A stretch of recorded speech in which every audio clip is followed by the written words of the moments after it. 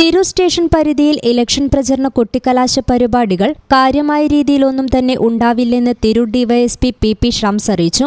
Election പ്രചരണത്തിന് അനുമതി നൽകിയ വാഹനങ്ങൾക്ക് ഒരിടത്തും നിർത്തിപ്രസംഗിക്കാനുള്ള അനുവാദമില്ല. പ്രധാന ടൗണുകളിലിറങ്ങി കൊട്ടിക്കലാശം നടത്തരുത്, പൊതുജനങ്ങൾക്ക് ശല്യമാകുന്ന വിധത്തിൽ പരസ്യപ്രചരണം പാടില്ല എന്നിവയാണ് യോഗത്തിൽ തീരുമാനമായത്.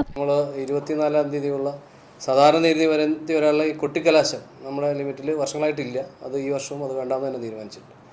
കേന്ദ്രീകൃതമായ യാതൊരു തരത്തിലുള്ള പ്രചരണ പരിപാടികളും ആ ദിവസം ഉണ്ടാകുന്നതല്ല. അതുകൂടാതെ പ്രധാനപ്പെട്ട എല്ലാ സ്ഥലങ്ങളിലും എല്ലാ രാഷ്ട്രീയ പ്രതിനിധികളും ഉണ്ട്. ഇവിടെ അവരുടെ ലീഡേഴ്സിൻ്റെ ഒരു സാന്നിധ്യം ഉണ്ടാവാൻ തീരുമാനമായിട്ടുണ്ട്.